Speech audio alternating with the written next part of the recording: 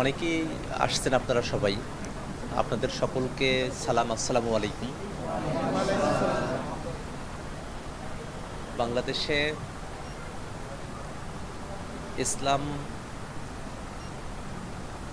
অনেক মানুষের ধর্ম।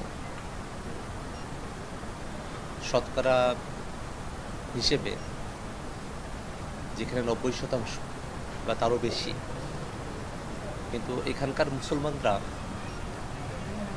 মর্যাদার জায়গায়, অধিকারের জায়গায় তাদেরকে খুবই খাটো করে রাখা হয়েছিল। বাংলাদেশে এখনো একটা অংশ আছে যারা দিনী শিক্ষায় যারা শিক্ষিত হন, তাদেরকে সমাজের মূলধারায় তারা আসতে দিতে চায় না, তাদেরকে অবহেলা করে। শুধু অবহেলাও না, অনেক ক্ষেত্রে অপমানসূচক আচরণ করে। তো সেটার বিপক্ষে একটা নীরব বিপ্লব কিন্তু আমাদের কওমি অঙ্গনের ভাইরা করেছেন, নিজেদেরকে শিক্ষিত করেছেন, সমাজের বিভিন্ন জায়গায় নেতৃত্বের জায়গায় তারা কিন্তু নিজেদেরকে আসীন করছেন, আলহামদুলিল্লাহ। সব থেকে বড় যে জায়গাটা তারা করতে পারছেন সেটা হলো বাংলাদেশে যে ফেসিবাদ চেপে বসবে, এই ফেসিবাদের বিরুদ্ধে। ধরেন আমরা যারা ভার্সিটিতে পড়ছি, পাবলিক ভার্সিটিতে, আমাদের তো কোটা বাতিল হলে আমরা সরকারি চাকরিতে বসতে পারতেছি, আমাদের একটা স্বার্থর জায়গা আছে। প্রাইভেট ইউনিভার্সিটির ওরা পরীক্ষা সরকার তেমন দেয় না, কিন্তু তারপরে তো ২-১ জন দেয়। কিন্তু যারা কওমি মাদ্রাসার শিক্ষার্থী, কোটা থাকুক আর না থাকুক, সরকারি চাকরির পরীক্ষায় তো তাদের বসারই কোনো সুযোগ নেই। মানে বাংলাদেশে কেউ যদি ২৪-এর অভ্যুত্থানে শতভাগ নিঃস্বার্থভাবে অংশ নিয়ে থাকে, তারা হচ্ছে মাদ্রাসার শিক্ষার্থীরা। এবং তারা কিন্তু এই যে জুলুমের বিরুদ্ধে শাহাদাতের তামান্না নিয়ে কিন্তু তারা রাজপথে আসছিলেন, শহীদ হয়েছেন। ২০১৩ ঘটনা আমরা সবাই জানি। মোদি বিরোধী আন্দোলনের সময়টাতে, এখন যে আমরা ব্রাউনবাড়িয়াতে আছি, আমাদের এখানেই ১৫ থেকে ১৭ জন ভাই তারা শহীদ হইলেন। সারা দেশে তো আরো অনেকেই শহীদ হইলেন। এবং এক একজন করে মানুষ, এই যে আমাদের ভাইকে ৪১টা মামলা দিচ্ছে। আপনারা একটা জিনিস বোঝেন যে একটা মামলা যদি ১.৫ মাসে একটা হাজিরা থাকে, তাহলে অনেকগুলো মামলা থাকে যেগুলো মাসে একটা করে হাজিরা থাকে, অনেকগুলো মামলা ১ মাসেই তার ২টা করে হাজিরা থাকে। তাহলে একটা মানুষ প্রত্যেকটা দিন তার কোর্টের বারান্দায় তাকে যাওয়া লাগবে। এর থেকে কষ্টকর তো আর কিছু হইতে পারে না। তার আর কোনো স্বাভাবিক জীবন তো থাকে না, কর্মজীবন থাকে না, পরিবারের কাছে যাওয়া থাকে না। এবং মামলা তো এক জায়গায় না, কোনোটা ঢাকায়, কোনোটা চিটাগঙ্গায়, কোনোটা অন্য জায়গায়। এইভাবে তারা হয়রানি করছে আমাদের আলেমদেরকে, আমাদের কোমলমতি মাদ্রাসার যারা শিক্ষার্থী আছেন তাদেরকে। এবং আমি তো আপনাদেরকে বললাম যে জেলখানায় মোদি বিরোধী আন্দোলনের যারা ছিল হেফাজতের, তাদেরকে বালিশটা পর্যন্ত তাদেরকে শোয়ার জন্য দেয়নি। তাদের সেলগুলো আলাদা করে ফেলা হয়েছে লালফিতা দিয়ে। ওইখানে স্বাভাবিকভাবে জেলখানায় যে ২০ টাকা খরচ করলে মরিচ পেঁয়াজ পাওয়া যায়, সেটা পর্যন্ত তাদেরকে দেওয়া হয়নি। এতটা কষ্ট দিচ্ছে সেখানে। তো এইসব কষ্ট তারা দিচ্ছে, এবং এই কারণে আল্লাহ কিন্তু একটা ফয়সালা এখানে দিয়েছে।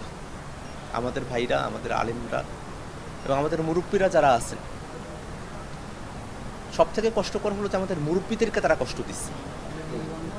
এক একজন মানুষ, আমাদের মুরব্বীরা, আকাবিররা, তাদের বয়স ৭০-৮০ পার হয়ে গেছে, কিন্তু তাদেরকে তারা কষ্ট দিচ্ছে। জেলখানায় নিয়ে গিয়ে তাদেরকে রিমান্ডে নির্যাতন করছে। বছরের পর বছর, দিনের পর দিন তারা জেলখানায় আটকায় রাখছে। তো এই কারণেই আমরা জাতীয় নাগরিক পার্টির তরফ থেকে আমরা এবছরেই মে মাসে আমরা একটা প্রোগ্রাম করছিলাম আমাদের অফিসে।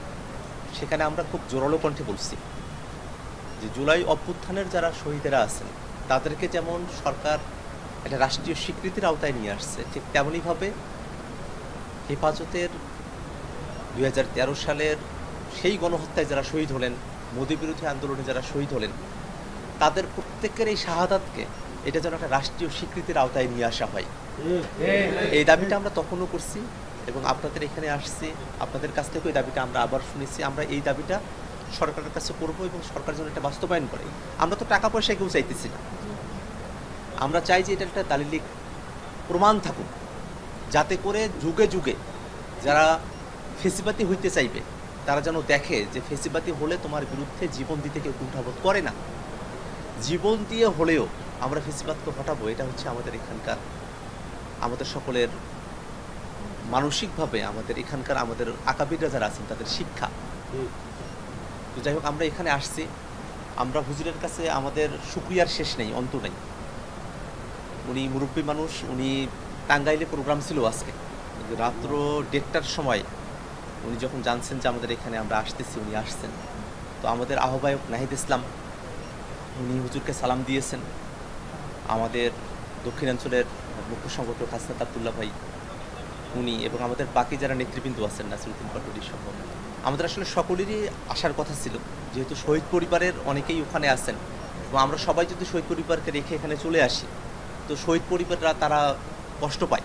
এই কারণে সার্জিস এবং আমি আসছি। আমরা আমাদের বাকি যারা নেতৃবৃন্দ আছেন যেমনি হোক, হুজুর আমাদের অফিসেও গিয়েছিলেন, আমরা বসেছিলাম সেদিন, আমরা অনেকগুলো বিষয় একমত হয়েছি, কিছু দাবি দাওয়ার বিষয়ে আর কি। এবং মোটা থেকে সেটা হলো যাতে বাংলাদেশে আর কোনোভাবে ফেসিবাদ ফিরে না আসে। এই জায়গায় আমরা সবাই এক, এই জায়গায় আমরা এক। আমাদের মুসলিমদের মধ্যে আমাদের তো মাযহাবগত অনেকগুলো পার্থক্যের জায়গা আছে, মাযহাবগত পার্থক্যের জায়গাগুলো থাকুক, আমরা সেটা পড়ালেখা করে করে সেগুলো আমরা চর্চা করব। কিন্তু আমরা যে আমাদের মুসলমানিত্বের উপরে যদি কেউ আঘাত করতে চায়, মুসলমানি পরিচয়ের কারণে যদি কেউ আমাদের অস্তিত্বকে নাই করে দেওয়ার চেষ্টা করে, সেই সময়টাতে আমরা নামাজি বেনামাজি মুসলমান আমরা হিসেব করব না। আমরা তখন মুসলমান এই পরিচয়ের জায়গা থেকে আমরা আমাদের মুসলমানিত্বকে, আমাদের ইসলামকে আমরা রক্ষা করার জন্য আমরা রাজপথে আমরা দৃঢ় থাকবো। এটাই আমাদের প্রতিজ্ঞার জায়গা। তো আমরা হুজুরের কাছে দোয়া চাই, আপনাদের সকলের কাছে দোয়া চাই। আমরা তো বয়সে তরুণ সবাই, এবং বয়সে তরুণ যারা ফিতনা তাদের পিছনে আরও বেশি পরিমাণে ঘুরঘুর করে আর কি। আপনাদের কাছে দোয়া চাই, আল্লাহ যেন আমাদেরকে ফিতনা মুক্তভাবে সামনের পথটা চলার তৌফিক দেয়। একই সাথে বাংলাদেশের মুসলমানদের উপরে দীর্ঘ সময় ধরে যে অপবাদটা দিয়ে আসা হয়েছে যে অমুসলিমদের উপরে মুসলমানরা কেউ নির্যাতন কখনোই করে নাই, এটা হচ্ছে কিছু স্বার্থান্বেষী রাজনৈতিক নেতারা এটা করছে। এই যে বেনজির, তার এক বাসা থেকে কতগুলো জিনিস উদ্ধার হলো দেখেছেন। এই লোকটাই গোপালগঞ্জে মাদারীপুরে এই জায়গাটাতে বেনজির, সে হিন্দুদের 600 একর জমি জবরদখল করে সে রিসোর্ট বানাইছে। এই যে বেনজির হাসিনার গোলাম, হাসিনার আস্ফালনে হিন্দুদের 600 একর জমি দখল করলো, এটা কি আমাদের মুসলমানরা কেউ দখল করছে ওই অর্থে? ইসলামের কারণে সে ওটা গিয়ে দখল করছে না, সে কি করছে? তার ব্যক্তিগত স্বার্থের কারণে এটা দখল করছে, কিন্তু দোষ পড়ছে মুসলমানের ঘাড়ে। আমরা মুসলমানরা আর এরকম দখলবাজ কারণ, এরকম ব্যক্তি স্বার্থে করা কোনো জিনিস, রাজনৈতিক স্বার্থে করা জিনিসের দায়ভার আমরা মুসলমানরা আর নেব না। এটা আমরা পরিষ্কার যে আমরা মুসলমানরা তো আমরা সম্প্রীতিতে এখানে বাস করছি। আমাদের যারা অমুসলিমরা যারা আছেন তাদেরকে আমরা তো কখনো মসজিদ মাদ্রাসা থেকে আমরা তাদেরকে দূরে সরে দিতে দিই, আমরা তাদেরকে তো আপন করার চেষ্টা করছি। যদি আমার প্রতিবেশী অমুসলিম সে যদি ভালো থাকে, সেটাই তো আমাদের আরও বেশি চাওয়া। এটা তো আমাদের কর্তব্যের জায়গা আমরা মনে করি যে তাদেরকে আমাদের নিরাপত্তা দিয়ে ভালো রাখতে হবে। আমরা মন্দিরগুলো পাহারা বসাইছি না, আমাদের মাদ্রাসা শিক্ষার্থীরা পাহারা বসাইছি না 5 আগস্টের পরের সময়টাতে? এটা আমরা কেন করছি? আপনারাও তো করছেন। এই কারণেই করা, যাতে করে আমাদেরকে, কিন্তু তারা নানাবিধভাবে আমাদেরকে সাম্প্রদায়িক বলছে, তারা বলুন, কিন্তু আমরা তো তাদেরকে দেখানোর জন্যে না। আমরা মুসলমানরা তো আল্লাহর সন্তুষ্টির জন্যেই আমরা আমাদের কাজগুলো করে যাই।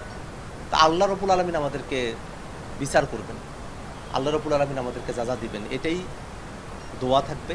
এবং আপনাদের কাছে এটাই দোয়া চাই, হুজুর আপনি আমাদের জন্য একটু দোয়া করে দিয়েন। আপনি পারলে একটু হাত উঠায় একটু দোয়া করে দেন আমাদের জন্য।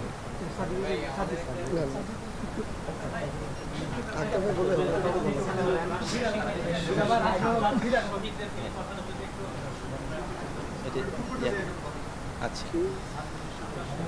বাংলাদেশে ফেসিবাদের আমলে যারা শহীদ হয়েছেন, গুম খুন ক্রসফায়ারের শিকার হয়েছেন, বিশেষত শাপলা হত্যাকাণ্ড, এবং মৌতি বিরোধী আন্দোলনে হেফাজতের এবং সাধারণ মানুষের মধ্য থেকে যারা শহীদ হয়েছেন তাদের এই শহীদের স্বীকৃতি রাষ্ট্রীয়ভাবে প্রদান করা হোক, এটা আমরা সকলে দাবি জানাই। এবং এর মধ্য দিয়ে ফেসিবাদীরা তারা শিক্ষা পাক যে কোনোভাবে যদি ফেসিবাদ ফিরে আসার চেষ্টা করে, আমাদের এই শাহাদাতে তামান্না নিয়ে আমাদের যে ভাইরা শহীদ হয়েছিলেন তাদের শাহাদাতের শপথ নিয়ে আমরা রাজপথে দাঁড়িয়ে যাব, যাতে কোনো ফেসিবাদ আর বাংলাদেশে ফিরে না আসতে পারে।